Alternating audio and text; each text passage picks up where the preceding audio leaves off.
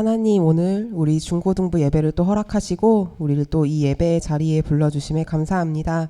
많은 학생들이 시험 기간에 있습니다. 분주한 상황 속에서 선포되는 또 마가복음 연속 설교 가운데 우리의 시선과 마음이 더욱더 예수 그리스도에게 고정되게 해주세요.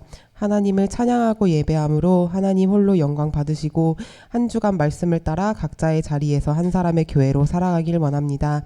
우리의 예배를 받아주시길 소원하며 예수 그리스도의 이름으로 기도합니다. 아멘.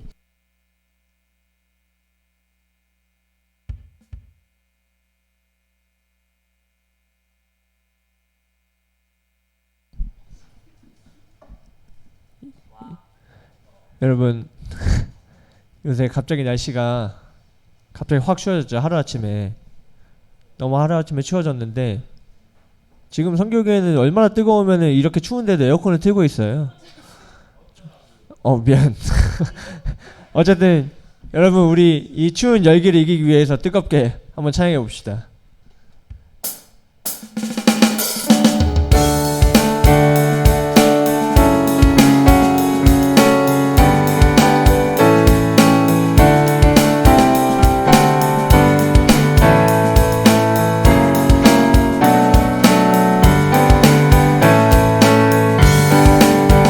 모든 이름 위에 태어난 이름, 모든 이름 위에 뛰어난 이름, 예수는 주, 예수는 주. 모든 무릎 꿇고 경배를 드리세, 예수는 다시 한 번 더 모든 이름 위에, 모든 이름 위에 뛰어난 이름, 예수는 주, 예수는 주. 모든 무릎 꿇고 경배를 드리세, 예수는 만유의 주님. 예수는 주, 예수는 주, 예수는 주. 온 천하 만물을 알아 그 보좌 영광을 돌리세, 예수 예수. 예수는 주. 다시 한번 찬양했습니다. 모든 이름 위에, 모든 이름 위에 뛰어난 이름, 예수는 주, 예수는 주. 모든 무릎 꿇고 경배를 드리세, 예수는 만유의 주님. 아멘. 예수는 주, 예수는 주. 온 천하 만물을 알아 그 보좌 영광을 돌리세, 예수 예수. 예수는 주.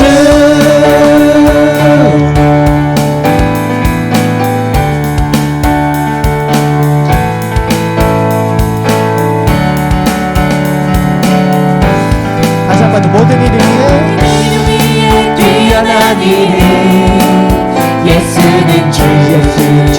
예수는 주. 아멘. 모든 무릎 꿇고, 모든 무릎 꿇고 경배를 드리세, 예수는 만유의 주님. 예수는 주, 예수는 주, 예수는 주, 예수는 주.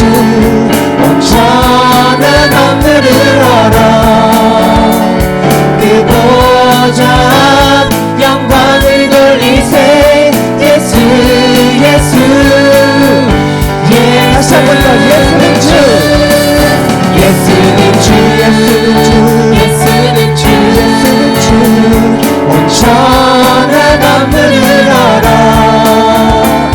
그 보좌 영광을 돌리세, 예수 예수. 예수는 마지막으로 주, 예수는 주, 예수는 주, 예수는 주. 예수는 주. 온 천하 만물을 알아 그 보좌 영광을 돌리세, 예수 예수. 예수는 주. 아멘.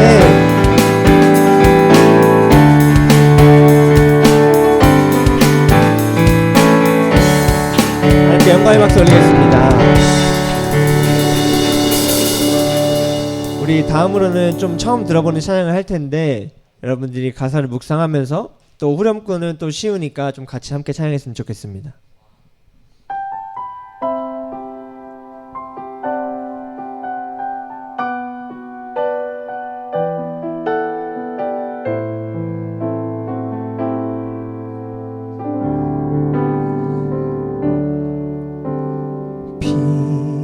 빛으로 임하신 주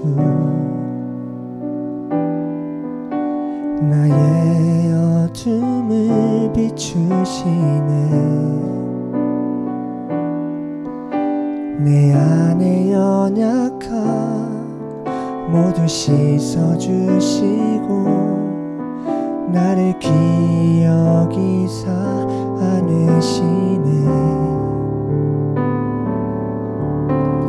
내 삶에 임하신 주 모든 두려움 덮으시네 주 나의 모든 것 주님만 의지하리 눈을 들어 주님만 바라보리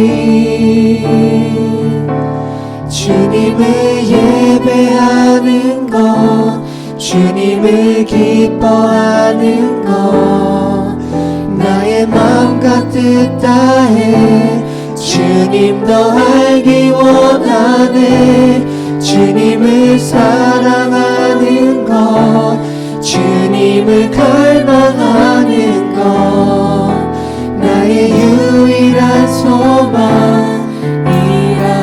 다시 한번 찬양하시겠습니다. 빛으로 임하신 주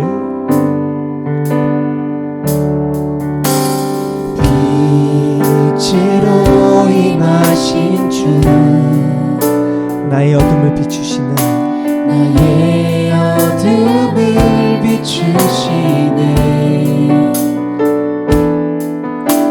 내 안에 연약함 모두 씻어주시고 나를 기억이사 안으시네 내 삶에 임하신 주 내 삶에 임하신 주 모든 두려움 덮으시네 모든 두려움 덮으시네 주 나의 모든 것 주님만 의지하리 눈을 들어 주님만 바라보리 주님을 예배하는 것 주님을 예배하는 것 주님을 기뻐하는 것 나의 마음과 뜻 다해 주님 더 알기 원하네 주님을 사랑하는 것 주님을 갈망하는 것 나의 유일한 소망 다시 한 번 더 주님을 예배하는 것 주님을 예배하는 것 주님을 기뻐하는 것 나의 마음과 뜻 다해 주님 더 알기 원하네 주님을 사랑하는 것 주님을 갈망하는 것 나의 유일한 소망이라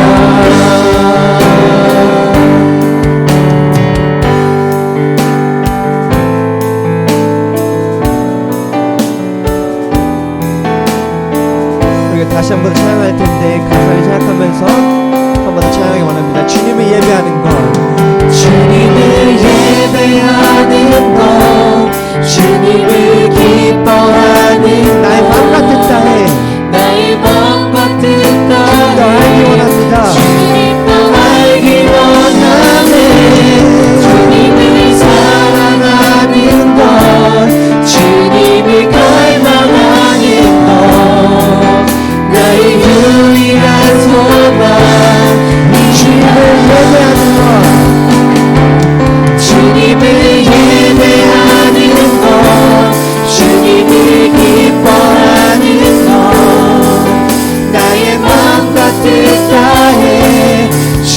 주님 더 알기 원하네.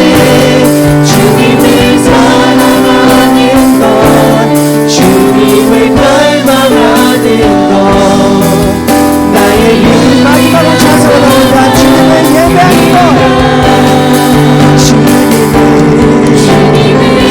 예배하는 것, 주님을 기뻐하는 것, 나의 맘과 뜻 다해 주님 더 알기 원하네.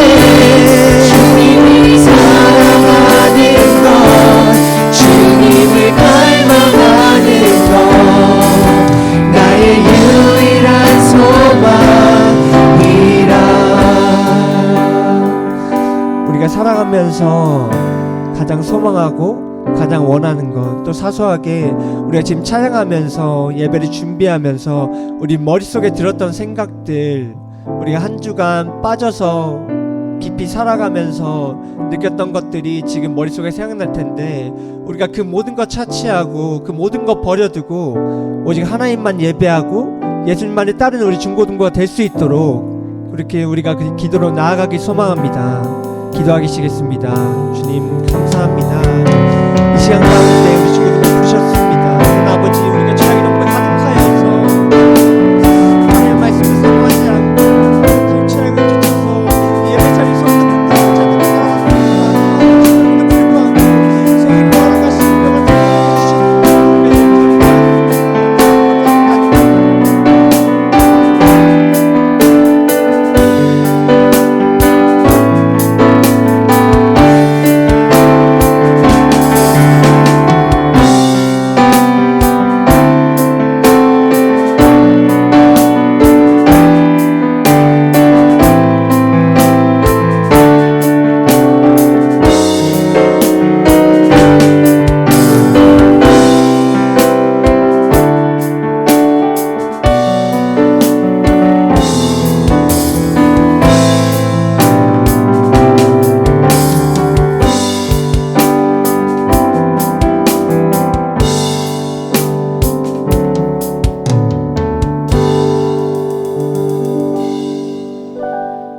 사도신경으로 우리의 신앙을 함께 고백하겠습니다. 전능하사 천지를 만드신 하나님 아버지를 내가 믿사오며 그 외아들 우리 주 예수 그리스도를 믿사오니 이는 성령으로 잉태하사 동정녀 마리아에게 나시고 본디오 빌라도에게 고난을 받으사 십자가에 못 박혀 죽으시고 장사한 지 사흘 만에 죽은 자 가운데서 다시 살아나시며 하늘에 오르사 전능하신 하나님 우편에 앉아 계시다가 저리로서 산자와 죽은 자를 심판하러 오시리라.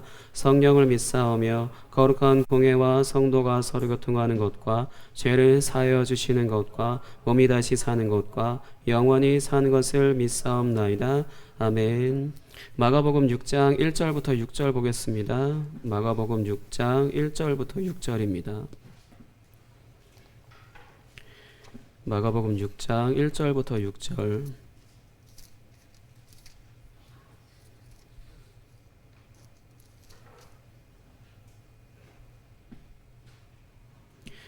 예, 마가복음 6장 1절부터 6절.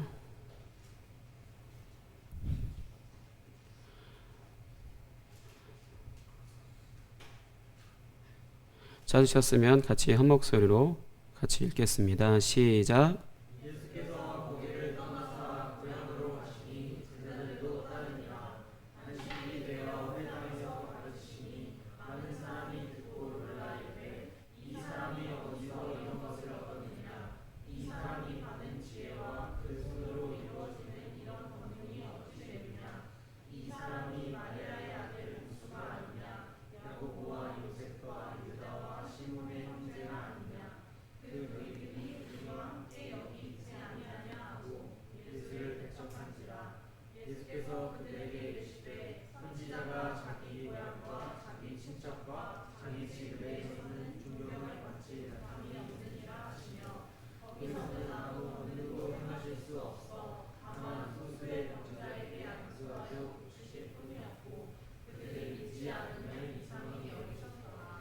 아멘. 예, 오늘 말씀은 이제 정확히 어디 이 부분에 있어서 어디라고 기록되어져 있냐면 이제 고향으로 이제 갔다고 이제 기록되어져 있습니다.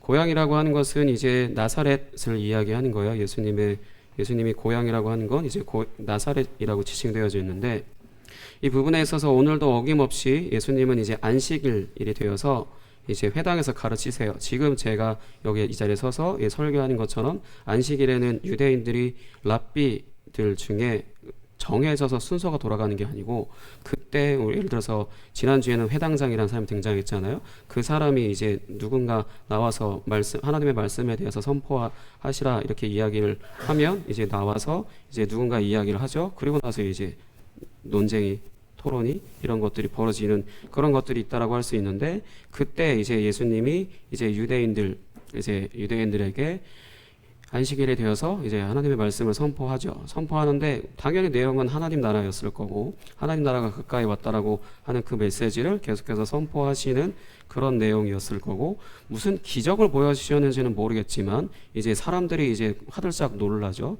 도대체 누군데가 아니라 누군지 아는데 이렇게 말을 뭐 잘하냐, 이게 아니라 놀랍다라는 거예요. 앞에서 선포하는 이 내용이 그 유대인들이 듣기에 너무나 놀랍다라는 거죠. 그리고 나서 이 사람이 행하는 능력은 또 어디서 왔냐? 이 사람이 누군지 아는데, 예수잖아. 부모님도 알고 직업이 목수인 것도 알고 뭐 아는데 갑자기 이 사람이 이런 것들을 어디서 얻었길래 이런 말을 하고 이런 능력을 이제 행하냐, 뭐 이런 식으로 이야기하면서 예수님을 배척합니다. 배척했다라는 것은 계속해서 이 앞부분에서 다 나왔지만 정중히 나가주세요라고 하는 거랑 거의 똑같아요. 나는 당신이 싫다, 딱 거절하는 거, 딱 그렇게 해서 예수님을 배척을 합니다.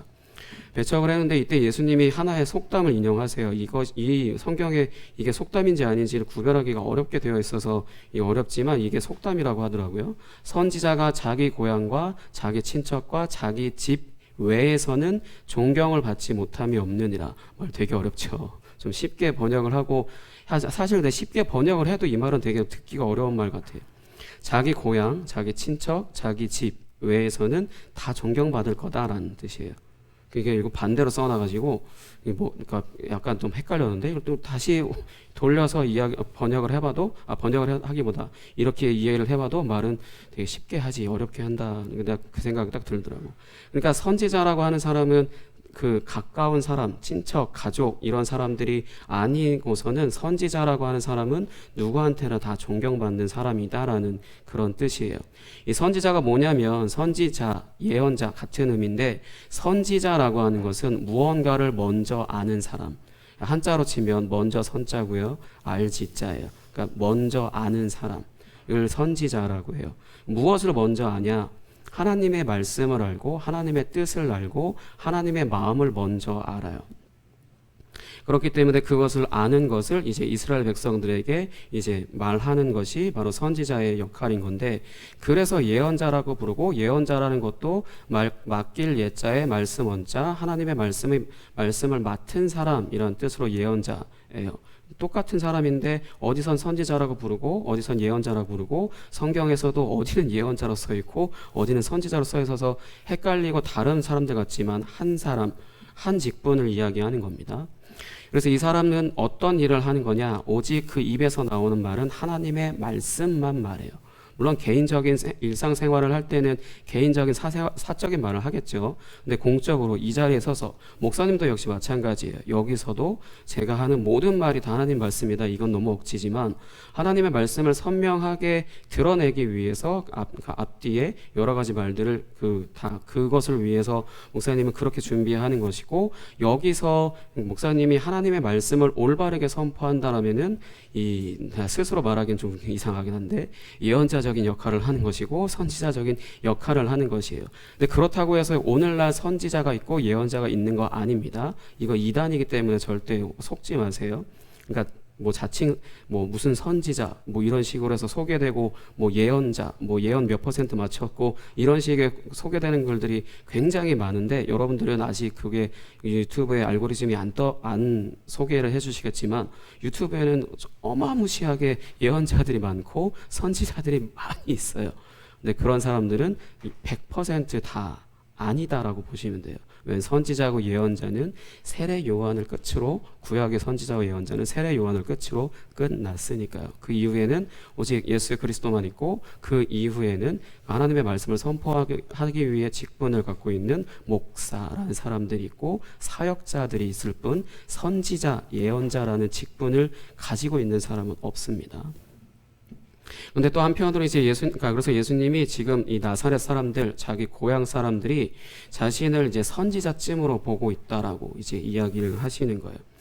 구약에서 이스라엘 사람들한테 선지자는 좋은 사람일까요? 안 좋은 사람일까요? 좋을까? 좋은 사람으로서 환영받을까? 아니면은 좋지 않은 사람으로 평가를 받을까요? 선지자도 마찬가지고. 여러분들이 생각나는 선지자 누구라도 한 명을 상상을 한번 해보세요. 그 사람이 이스라엘 백성들한테 어떤 말을 했죠? 좋은 말을 했나요? 그리고 그걸 듣는 사람들이 그 사람에게 좋은 일을 하던가요?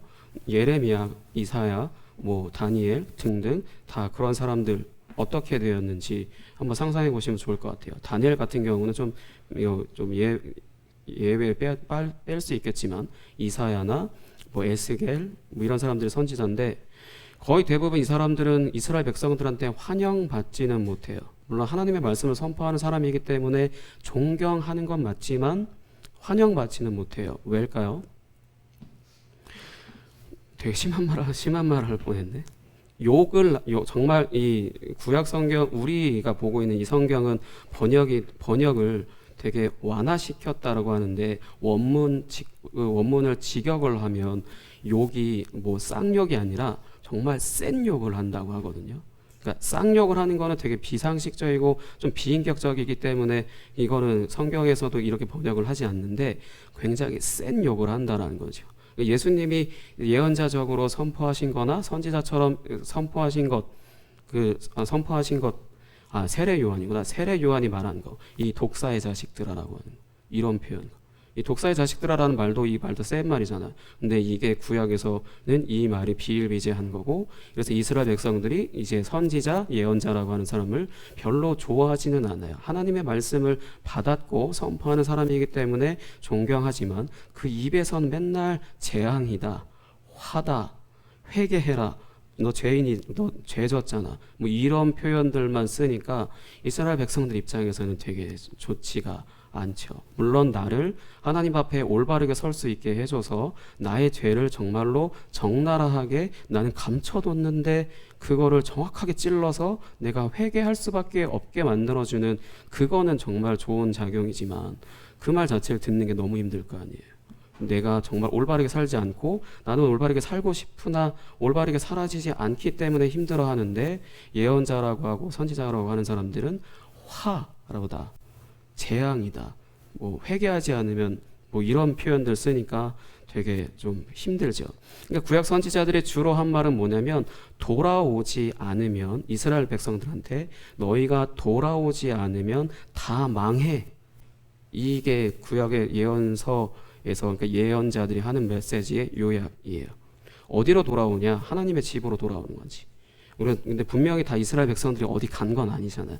근데 왜 돌아오라고 하냐? 하나님이 그러니까 성전 안에서도 올바르게 제사를 올바르게 지내지도 않고, 이 삶도 아무렇게나 살고 있고 율법대로 살지를 않으니까 그러니까 말대로 집 나간 사람처럼 이 가족에 있는 어떤 룰이라든지 규칙이라든지 이런 것들을 전혀 지키지 않고 나는 내 뜻대로 살 거야라고 이렇게 이야기하는 거랑 같기 때문에 이제 예언자들이 하나님께서 예언자들을 통하여서 돌아와라라고 계속해서 이야기하시는 게 구약에 있는 예언서의 핵심 내용이에요. 그 부분에 있어서 하나님이 이 공의로우신 하나님이 시어야 하기 때문에, 사랑의 하나님이시지만 공의로우셔야 되기 때문에 심판이라는 걸 뒀어요. 그걸 하나님의 말씀대로 살지 않고 그 율법대로 살지 않는다라면 심판이라는 걸 뒀는데, 이 심판이라는 것을 이제 나는 너희를 심판하고 싶지 않아, 그러니까 제발 돌아와. 그 전에 제발 돌아와줘. 그 전에 돌아와줘. 나는 분명히 심판을 해야 돼. 나는 공의의 하나님이기 때문에. 근데 지금 너네가 내 말대로 살고 있지 않잖아. 근데 나는 어쩔 수 없이 심판을 해야만 돼. 근데 그러니까 사랑의 하나님은, 근데 나는 너희를 심판하고 싶지 않으니까 제발 돌아와줘. 제발 돌아와. 제발 좀, 제발 이렇게 이야기하시는 게 구약 성경의 예언서이고요. 이런 메시지를 계속해서 이야기하는 게 선지자인 거고 예언자인 거예요. 그러니까 예수님이 지금 나사렛 사람들, 자기 고향 사람들이 자기 자신을 이 정도로만 생각한다는 거죠. 예수님을 올바르게 알지를 않으니까. 그럴 수 있죠. 태어날 때부터 자라서 어떤 직업을 갖고 그렇게 하던 사람을 어려서부터 알았는데 갑자기 하나님의 아들이라고 하나님의 아들이라고 그러고 많은 수많은 사람들을 쫓아다니고 그렇게 하니까 이 사람들한테는 혼란이 온 거죠. 그래서 이제 배척을 하게 되는 겁니다. 근데 그 부분에 있어서 예수님을 선지자쯤으로 생각을 하게 돼서 이 동네 사람들은, 이 나사렛 사람들은 자신의 이 동네가 시끄러워지는 걸 원치 않아서 또 이제 죄를 드러내고 뭐 드러내고 그러면은 곤란해지잖아. 선지자는 그런 사람들이니까. 오늘 그 요새 드라마 그런 드라마 있던데 그 어떤 동네에서 자신들의 죄를 덮기 위해서 한 사람을 죽여놓고 그 죄를 다른 사람한테 다 뒤집어 씌우고 이 사람을 이제 동네에서 쫓아내면 동네가 조용해지니까 그걸 위해서 열심히 뭔가 하는 그런 드라마를 명절 때 좀 쉴 때 봤어요. 그거랑 똑같다라고 할 수는 없지만 비슷해요. 우리 동네의 안전을 지키기 위해 뭔가 우리가 잘못하고 있는 것들을 들춰내지 않고 우리 다 잘하고 있어 우리 다 잘하고 있는 거야 잘못하고 있는데도 그런 식의 지금 반응이랑 거의 비슷하다고 할 수 있어요. 그래서 예수님을 선지자라고 믿는 이단들이 생각보다 굉장히 많아요. 여기도 하나님의 교회라고 하는 것도 그렇고 여호와의 증인이라는 것도 그렇고요. 그 외에 다양하게 여러 이단들이 있는데 방금 말씀드린 이 대표적인 이 두 개가 그런 이단이라고 할 수 있는데 예수님을 하나님의 아들이라고 표현합니다. 그 사람들은. 하나님의 아들인데 이 예수님이 하는 역할이 선지자적인 역할을 한다는 거지. 우리가 믿는 하나님의 아들이 아니에요. 하나님의 아들은 맞아요. 하나님의 그 아들은 맞는데 우리가 믿는 하나님의 아들이라기보단 그냥 이 하나님의 아들은 맞지만 이 예수라고 하는 사람이 이 세상에서 선지자적인 역할을 했다라는 거지. 구원자적인 역할을 했고 선지자적인 역할을 했어요. 그 부분에 이렇게 이야기를 해요. 그래서 이단에 빠지게 되는 이유가 이상한 교리에 빠지는 게 아니고 우리랑 별로 큰 차이를 안 느껴져요. 근데 자세히 살펴본다기보다 조금만 주의 깊게 들어보면 뭐가 하나 틀리는데 방금 말했듯이 하나님의 아들, 그 사람들은 하나님의 아들이라고 말해요. 안 하는 게 아니에요. 그냥 예수님 사람이야 이렇게만 대놓고 이야기하는 게 아니고 하나님의 아들이신데 와서 선지자적인 역할을 했다라는 거지. 구원자적인 역할, 또 십자가에 죽고 하는 걸로 인해서 구원자적인 역할을 했어. 근데 그 이유가 우리와 다르든 이후에 대한 부분이 우리와 다르다라는 거죠. 예수님을 성경에 기록된 대로 표현한다는 것은 하나님의 아들을 사용하죠. 근데 어떤 그 사람들은 뭐가 다르냐면 예수님이 하나님이 아니라는 거예요. 하나님의 아들이시지만 하나님이 아니에요. 맞는 말 같죠. 하나님의 아들이셔서 성자이시지만 성부가 아니다라고 이야기를 해버리면 맞는 말이잖아. 근데 목사님이 말하는 건 뭐냐면 삼위일체 그 관련해서 성부와 성자와 성령 하나님이 이렇게 삼위일체로 계시는 그걸 부정한다는 거지. 그냥 예수님이 하나님의 아들이시고 우리를 구원하시기 위해 중요한 역할을 하셨고 그러니까 위대한 일을 하셨어. 그러나 예수님이 하나님은 아니야라고 이야기를 하는 거예요. 그 부분이 이제 이단들이 주로 가르치는 내용인데 성경에서는 간략하게 교리로만 이제 표현한다면 어려운 표현 쓰진 않아요. 우리는 어떻게 믿어야 되냐면 예수님이 하나님이시다라고 믿어야 되는 거고 성부와 성자와 성령 하나님이라고 하는 세 위격, 이거 어려운 말이지만 그냥 들으세요. 세 위격으로 존재하시는 한 분으로 존재하시는 하나님이다라는 거죠. 그러니까 성경은 하나님을 이렇게 표현하고 있어요. 이제 이것을 믿지 않는다라면은 예수님이 구원자이시고 치유자이시고 어떤 창조주이시다 이런 것들을 앞서 이야기했던 거, 그런 말씀 선포했던 거 그런 것들을 내가 믿는다 하더라도 내가 예수님이 하나님이시다라는 걸 안 믿는다라면은 예수님이 선지자 정도 되는 분이다라는 거랑 다를 게 없다라는 거지. 그 부분에 있어서 이제 예수님은 자신의 고향 사람들이 자신을 믿지 않는 것을 이제 성경에서는 오늘 말씀에서는 이상히 여기셨다라고 하는데 놀라셨다라는 표현이 더 맞아요. 놀라셨다. 그동안 예수님이 행하시는 기적이나 가르침을 들은 사람들이 와 이렇게 감탄하기도 하지만 또 굉장히 공포감이 들기도 하는 그런 놀람도 받기도 했지만 이제는 오히려 반대로 예수님이 동네 사람들이 고향 사람들이 자기를 안 믿으니까 거기에 너무 놀라신 거지. 거기에 너무 놀라신 거예요. 이런 예수님이 놀라실 수밖에 없는 예수님을 믿지 않는 것이 어디로 연결되냐? 예수님을 죽이는 것으로 연결됩니다. 이 성경에서는. 왜냐하면 예수님이 하나님이 아니신데 자기가 하나님이라고 그런 식으로 뉘앙스를 이렇게 이야기하고 하니까 유대인들 입장에서는 신성모독인데 그건 하나님이라고 하는 이름 자체도 함부로 말할 수도 없는데 하나님의 아들이란 표현도 아빠라는 표현도 쓰고도 하니까 신성모독이잖아요. 그러니까 예수님을 하나님이시라고 믿지 않는 사람들은 선지자 정도라고 믿는 사람들은 미쳤어? 하나님을 아빠라고 부르게? 이런 식으로 생각하면서 예수님을 배척하고 거부하고 거절하고 그렇게 해서 결국은 이제 바리새인들이 예수님을 죽이려고 하는 것에 있어서 별다르게 이제 같이 동조하기도 하고 그렇게 아니면 그냥 방관하죠. 예수님을 죽이려고 하는 것에 있어서도 그냥 가만히 있죠. 왜? 예수님 선지자잖아. 예수님이 하나님이시라고 이야기하셨는데 선지자 정도라고 생각을 하니까 다른 유대인들이 반대하는 거랑 똑같이 생각을 하는 거죠.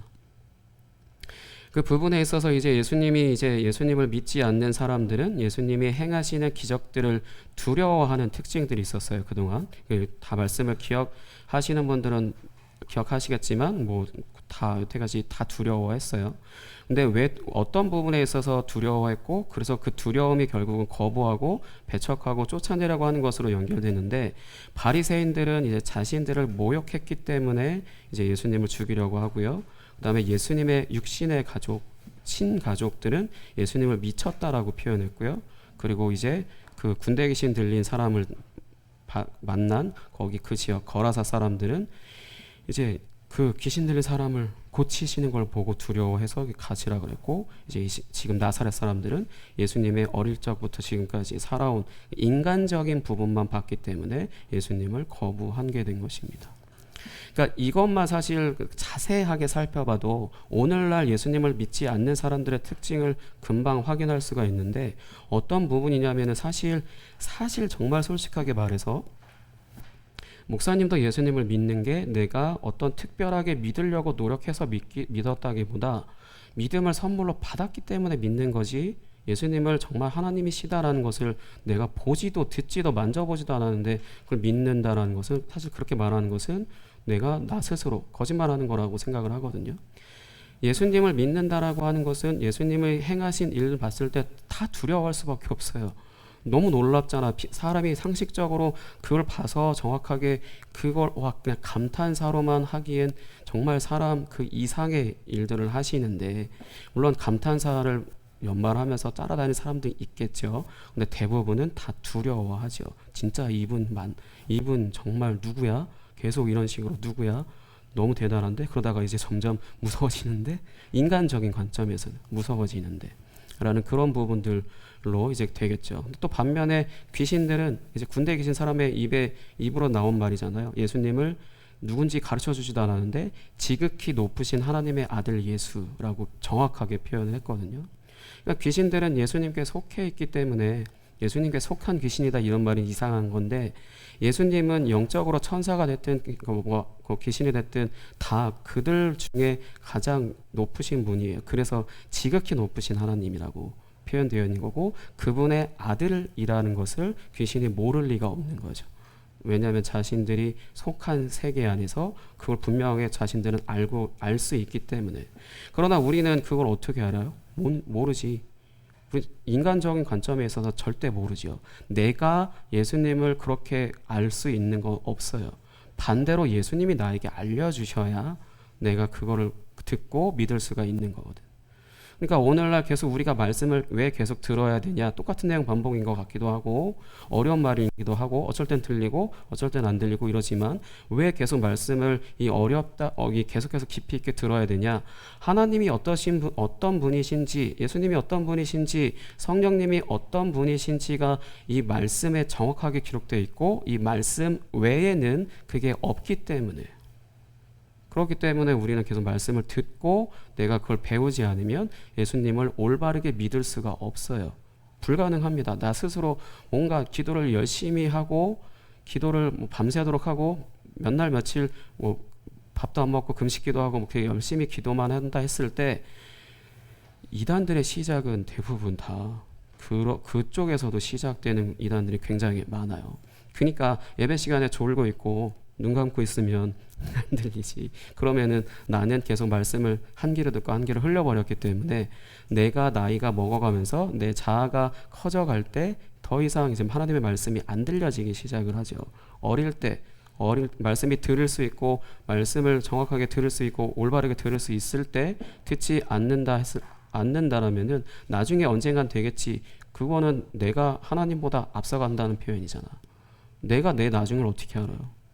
내가 내 나중에 어떻게 될지 모르고 오늘 하루 하나님이 주신 오늘 하루가 선물이라고 생각하고 이때 하나님의 말씀을 듣고 나의 삶을 그러니까 주일날 말씀을 듣고 한 주 동안 내가 어떤 하나님과 동행을 하는지 이런 것들을 분명하게 알고 동행을 해야 되는데 내가 오늘 뭐 나중에 언젠간 들을 수 있겠지. 뭐 나중에 언젠가는 하나님이 알아서 나 구원하시겠지.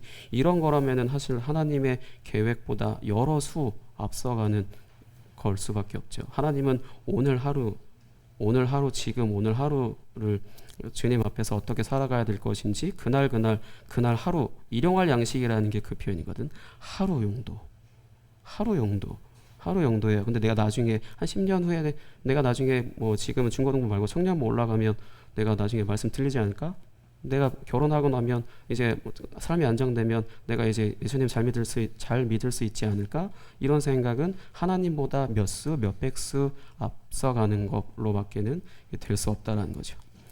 우리는 근데 예수님을 얼마나 믿어야 할까요? 이 부분에 대해서는 다음 주에 이야기할 거고요. 오늘은 딱 한 가지만 이야기하고 끝낸다라면은 내가 예수님을 오늘 내가 믿은 만큼 하나님이 나의 삶을 다스리시는 거고요. 내가 믿지 않는 만큼 아무 일도 일어나지 않는다라는 겁니다.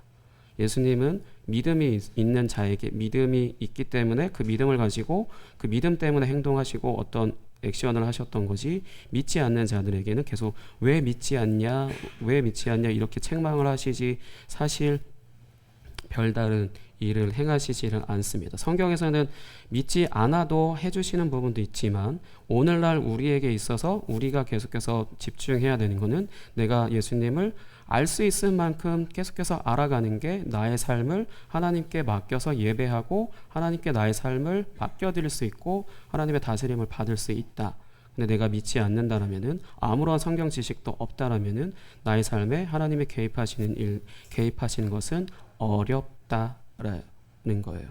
그 부분에 있어서 이제 여러분들 스스로 믿음을 잘 점검을 해보세요. 어느 순간에 여러분들의 내일 일은 모르잖아요. 오늘까지 나의 믿음은 주님을 올바르게 믿고 있고 올바르게 알고 있는지, 예수님을 하나님의 아들로서 올바르게 믿고 있는지, 아니면 선지자쯤 뭔가 대단한 일을 하고 하나님의 말씀을 선포하는 그런 대단한 일을 하는 그런 분인쯤으로 알고 있지는 않았는지 한번 생각해 보시기 바랍니다. 그럼 함께 찬양하고 기도하도록 하겠습니다.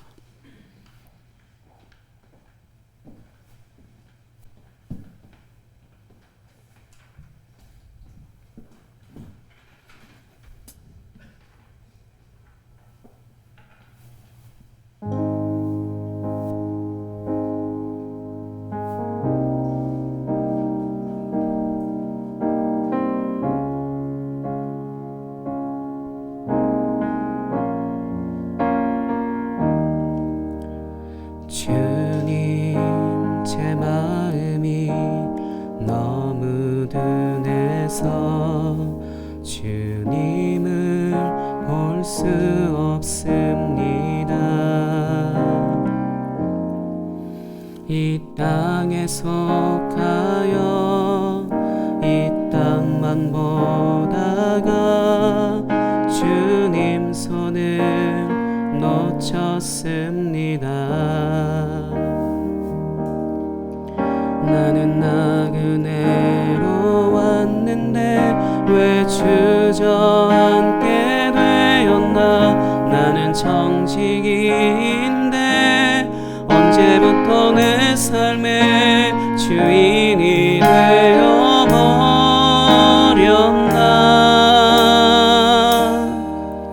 믿음이 없이는 기쁘시게 못하나니 고된 수고도 다 헛될 뿐이라. 믿음이 없어서 무너진 삶의 모든 자리에 다시 주님을 기다립니다.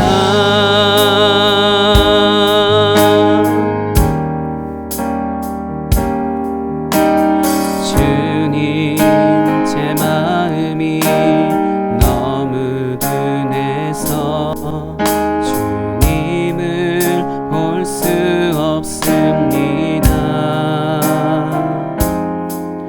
이 땅에 속하여 이 땅만 보다가 주님 손을 놓쳤습니다.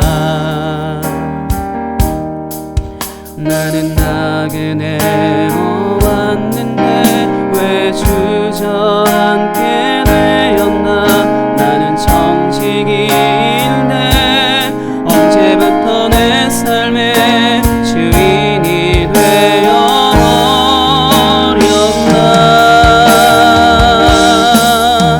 믿음이 없이는 기쁘시게 못하나니 고된 수고도 다 헛될 뿐이라. 믿음이 없어서 무너진 삶의 모든 자리에 다시 주님을 기다립니다. 믿음이 없이는 기쁘시게 못하나니 주를 찾는 자 반드시 만나리. 믿음이 없어서 무너진 삶의 모든 자리에 다시 주님을 기다립니다. 다시 주님을 기다립니다.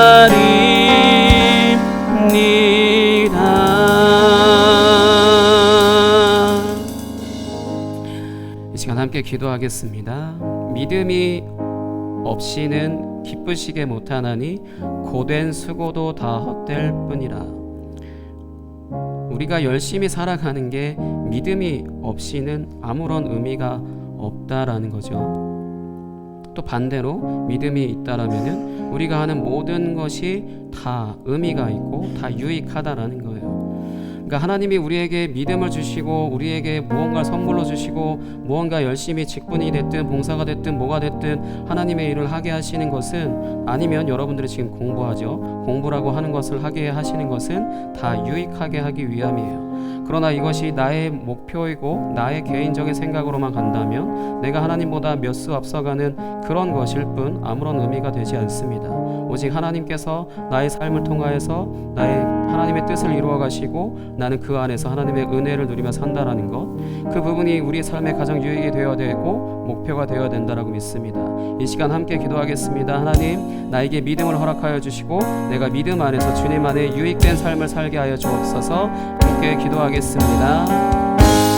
하나님 아버지 감사합니다. 주님, 우리가 열심히 살아가는 아버지 이러한 삶 가운데 아버지 믿음으로 살아가고 있는 것인지 아버지 우리의 삶을 분명하게 보게 하여 주옵소서. 내가 하는 모든 열심과 수고가 아무것도 주님께 유익되지 않고 나의 삶에 아무런 유익이 되어지지 않는다라면 주님, 그것이 우리가 무엇 때문에 아버지 그것을 해야만 합니다. 주님, 우리가 믿음 안에서 주님을 올바르게 기쁘시게 할 수 있는 아버지 그러한 삶이 되어